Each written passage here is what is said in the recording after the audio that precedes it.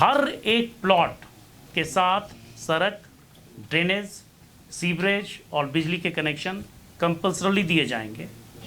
साथ ही जब develop plot होगा तो उसका 55% उसी भूमि मालिक को लौटाया जाएगा जिसकी ज़मीन ली गई है। ऐसे इलाकों में जहाँ पर हमारे टाउनशिप प्लान आ रहे हैं तो ज़मीन की कीमत लगभग 7-8 गुना हुई है पिछले 4-5 वर्षों में।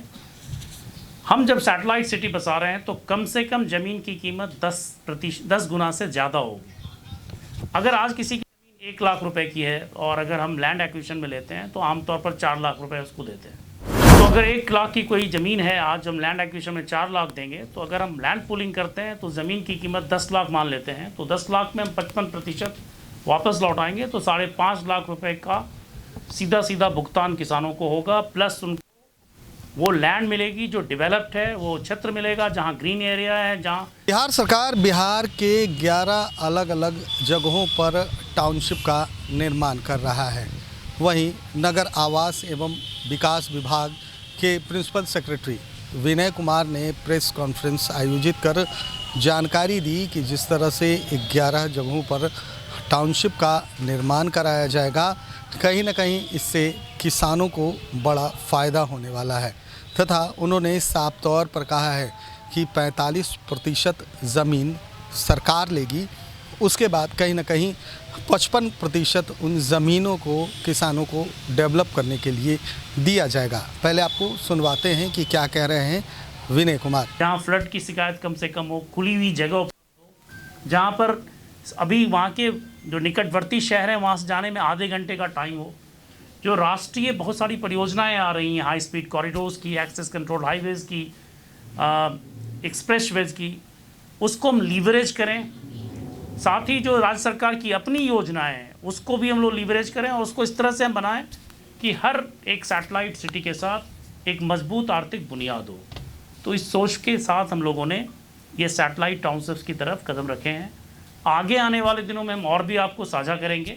इनफैक्ट हर एक स्कीम आपके साथ लाई जाएगी और हम आपको पूरी जानकारी देंगे ताकि इसके बारे में किसी प्रकार की भ्रांति, गलतफहमी वगैरह नहीं हो। मैं उसको ये मानता हूँ कि सुनियोजित शहर की ज़रूरत है और उसको क्रियान्वित करने में कमी रहती है। और क्रियान्वित करने की कमी ये होती है कि आमतौर पर जब मास्टर प्लान बनता है तो हम लोग पहले बिल्टअप स्पेस ही ज़्यादा ले लेते हैं, तो वहाँ डेवलपमेंट होता नहीं, वहाँ रीडेवलपमेंट की ज़रूरत पड़ती है। बनी बनाई संरचनाएँ हैं, उसको अब तोड़ेंगे, बिगाड़ेंगे। इसलिए सैटेलाइट टाउनशिप से शुरुआत हो रही है। पटना शहर में सीधे आकर रीडेवलपमेंट करना बहुत ही मुश्किल होगा, आप सभी अवगत हैं इस बात से, और यह व्यवहारिक बात है। रही बात एक्सक्यूशन में बढ़ेगी, राजीव नगर एक अलग कहानी है। वो हाउसिंग बोर्ड के लिए हाउसिंग शेयर होल्डर्स बना रहे हैं इस डेवलपमेंट में, उनको हम वंचित नहीं करें, किसी को भी भूमिहीन हम नहीं करेंगे, नंबर 1। नंबर 2, जो भूमि का अप्रिसिएशन होगा उसका वो हक उनको मिलेगा। नंबर 3, हर प्लॉट रेगुलर साइज़ में होगा। प्लॉट को जब हम कंसोलिडेट करेंगे तो वहाँ पर बेहतर निर्माण हो पाएगा। साथ ही जो शहर बसेगा वहाँ park, playground, community centres, hospital, schools, ये हम मैंडेटली प्रोवाइड करेंगे। पूजा और उपासना के स्थल भी रहेंगे। और जो रोड और अदर कनेक्टिविटी के लिए लगभग 22% ज़मीन जाती ही है। जब भी कोई टाउन से बनाते हैं तो लगभग 22% ज़मीन जाती है। ग्रीन स्पेस, पब्लिक यूटिलिटीज़ के लिए लगभग 5% ज़मीन जाएगी। जो कुछ ऐसे भी लोग होंगे उस शहर में अभी जहाँ पर रह रहे हैं जिनकी आजीविका लैंड पर सीधे है लेकिन लैंड के मालिक वो नहीं है, उनके लिए भी इकोनॉमिकली वीकर सेक्शंस हैं, उनके लिए भी थोड़ी वहाँ पर हम लोग गुंजाइश रख रहे हैं जिनको मकान देने की। तो उनके लिए हमने 3% लैंड रखा है जो इकोनॉमिकली वीकर सेक्शंस को हम प्रोवाइड करेंगे जो इस इलाके के हैं।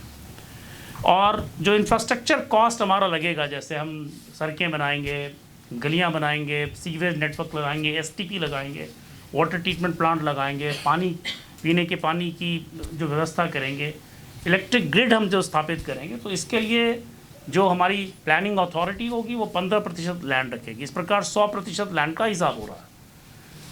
सबसे बड़ी बात ये होगी कि हर स्टेप पर ट्रांसपेरेंसी है। पहले हम ड्राफ्ट पब्लिश करेंगे, ड्राफ्ट पर सहमति और ऑब्जेक्शंस लेंगे। एक मिनिमम नंबर में जब लैंड होल्डर्स तैयार होंगे तभी उस पर आगे हम बढ़ेंगे। और इसकी देखरेख करने के लिए ज़िला पदाधिकारी की अध्यक्षता में एक समिति है। इसमें एक लीगल फ्रेमवर्क है, एक ट्राइब्यूनल होगा अगर उस ट्राइब किसी को किसी प्रकार का विवाद होता है या कोई शिकायत रह जाती है तो ट्राइब्यूनल है, उसके बाद एक अपील का सिस्टम है। तो ये पूरी की पूरी व्यवस्था लीगल फ्रेमवर्क में, ऐसा नहीं है कि हम कुछ भी करने जा रहे हैं और लोगों को पता नहीं हो। समाचार पत्रों में इसका पूरा प्रकाशन होगा, लैंड का डिटेल, लैंड देने वालों का डिटेल, सब कुछ होगा। जो हम इंफ्रास्ट्रक्चर बनाएंगे उसमें उनका समूह का जो भूमि धारक होंगे उनका समूह हम बनाएंगे और उनके साथ बैठकर हम प्लान करेंगे कि किस तरह से वहाँ पर इंफ्रास्ट्रक्चर डेवलप हो। तो ये मिशन में है, हम ये बता रहे हैं। वर्ल्ड बैंक के साथ हम काम कर रहे हैं, बट अन्य परियोजनाओं पर काम कर रहे हैं। सर, कई किसानों से बात हुई है जो छोटे किसान है, चाहे 4 कट्ठा 5 कट्ठा जमीन है, आप लंबे। हम लोगों ने पूरे इलाके में तो रोक नहीं लगाई है। कई समाचार पत्रों में यह भ्रामक खबर आई थी, कई मीडिया में, सोशल मीडिया में आई थी। तो सबसे पहले तो हम लोगों ने कुछ गांव की लिस्ट के साथ रजिस्ट्री ऑफिस को भेजे हैं जहां पर हमारी रोक लगी है। तो इलाका बहुत ही छोटा है, करीब 10,000 एकड़ के आसपास 11 सैटेलाइट्स, एक सैटेलाइट सिटी के लिए है। नंबर 1, तो बहुत बड़े इलाके को हमने भी नहीं छेड़ा है। नंबर 2 कि ये रोक भी अस्थायी तौर पर लगाएगी, तब तक हमारी टाउन प्लानिंग स्कीम आ जाएगी। तो जो लैंड को डिस्पोज करना चाहते हैं वो टाउन प्लानिंग स्कीम में जो हमारी मॉडल्स हैं उसके हिसाब से वो डिस्पोज कर सकेंगे। इस काम को भी हम अक्टूबर तक टाउन प्लानिंग स्कीम का ड्राफ्ट लाना चाह रहे हैं। तो एक मैंने टेंटेटिव टाइमलाइन दिया है, तो उनको बहुत दिनों तक इसमें मुश्किल नहीं होगी। अभी तक तो प्रेस रिलीज नहीं दिया गया सर, क्या किस फोर्स करने वाली जो अथॉरिटी, प्लानिंग अथॉरिटी हैं, उनको सशक्त बनाने की बात है। ये 2 चीज़ें ऐसी हैं जिस पर अभी हमको कुछ काम करना है और हम लोग वो भी साथ में कर रहे हैं। सर, मेरा सवाल ये है कि अगर टाउनशिप के अगर जो इलीगल, हाँ, आपकी बात समझ में आ गया, तो वो प्रॉब्लम है सर। आप सही बता रहे हैं। इसलिए मैंने बोला कि बिहार में 43 शहरों के मास्टर प्लान बन रहे हैं, ये सब कवर्ड हैं, 11 के 11 वहाँ। तो लेकिन कहीं ना कहीं तो हमें एरिया को डिमार्केट करके एक सैटेलाइट सिटी की नींव रखनी पड़ेगी। तो हम कहीं जब भी बनाएंगे, चाहे हम छोटे से बनाएं या बड़ा सा बनाएं, उसके चारों तरफ एरिया के बाद लैंड रहेगा जहाँ पर खरीद बिक्री पर हमने रोक नहीं लगाई है। तो वैसी सूरत में इस क्वेश्चन को अभी एड्रेस नहीं कर पाएंगे। सर, कोर एरिया और स्पेशल एरिया 2 चिन्हित हुए, अंतर क्या है? और ये जो पहला टाउनशिप है वो तो और इंटरवेंशन हो सके। ये एक प्रश्न था, ये कैबिनेट ब्रीफिंग वो उस दिन जो हुआ था, हाँ, उसमें ये कहा गया था कि कोर एरिया और स्पेशल एरिया में जमीन की खरीद बिक्री पर रोक है। हाँ, और आपका कहना है तो वो अभी भी सही है। हाँ नहीं, आपका कहना है 10,000 एकड़ में हमने रोक लगाई है। हाँ, वो स्पेशल है, उनको भी हमारे हिसाब से ही चलना होगा। जो लैंड पूलिंग स्कीम हमारी होगी और जो हमारा मास्टर प्लान होगा, उनको भी हमारे हिसाब चलना होगा। हमारे लिए तो वो भी लैंड होल्डर ही है। तो मुख्य बात यह है कि जब टाउन प्लानिंग स्कीम में किसान अपनी ज़मीन देंगे तो कम से कम 55% ज़मीन हम उनको वापस करेंगे डेवलप करके। अभी क्या हो रहा है कि जो गांव या शहर बसते हैं, बेतरतीब बसते हैं, तो किसी को सड़क मिलती है, किसी को नहीं मिलती, कहीं तक बिजली का खंभा जाता, कहीं नहीं जाता, कहीं नाली बनती, कहीं नहीं बनती है। तो बेसिकली अभी जो है एक किस्मत जैसी, लॉटरी जैसी चीज़ होती है कि अगर आपकी ज़मीन सड़क के किनारे है तो आपकी ज़मीन की कीमत बहुत होगी, आपकी ज़मीन अगर पीछे है तो उसकी कीमत नहीं होगी।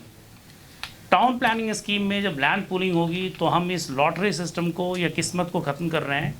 हर एक प्लॉट के साथ सड़क, ड्रेनेज, सीवरेज और बिजली के कनेक्शन कंपल्सरली दिए जाएंगे। साथ ही जब डेवलप प्लॉट होगा तो उसका 55% उसी भूमि मालिक को लौटाया जाएगा जिसकी ज़मीन ली गई है। मोटे तौर पर, आम तौर पर ज़मीन की जो दरें बढ़ती हैं ऐसे इलाकों में जहाँ पर हमारे टाउनशिप प्लान आ रहे हैं, तो ज़मीन की कीमत लगभग 7-8 गुना हुई है पिछले 4-5 वर्षों में।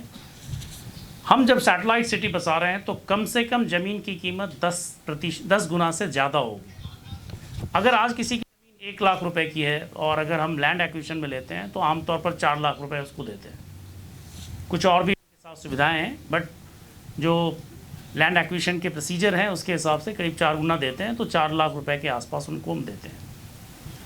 और कुछ और भी सपोर्ट हैं, जैसे कुछ अलाउंसेस वगैरह हैं, वो देते हैं। जब हम लैंड पूलिंग करेंगे तो एक ज़मीन की कीमत कम से कम 10 गुना बढ़ेगी, कम से कम 10 गुना बढ़ेगी। और जैसे पुनपुन जो सैटेलाइट सिटी हमारा पुनपुन के पास आने वाला है, उसकी कीमत में कम से कम 20 गुना इजाफा होगा।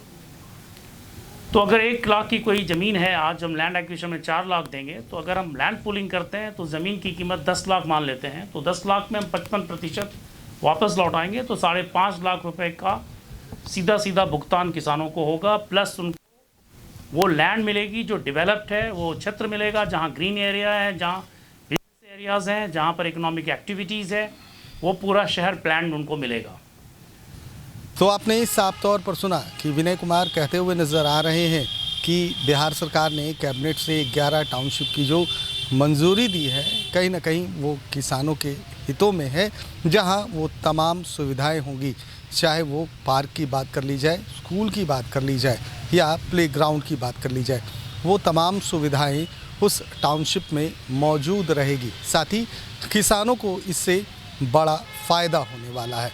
अब देखना ये है कि बिहार सरकार ने जिस तरह से 11 भिन्न भिन्न जगहों पर टाउनशिप निर्माण करने का सोचा है, कहीं ना कहीं आज प्रिंसिपल सेक्रेटरी विनय कुमार ने भी कहा है इससे किसानों को फ़ायदा मिलेगा। अब देखना है कि क्या वाकई किसानों को इससे फ़ायदा मिलता है या नहीं। कैमरा पर्सन गोलू के साथ सुधेंदु रमन, NBC 24 पटना।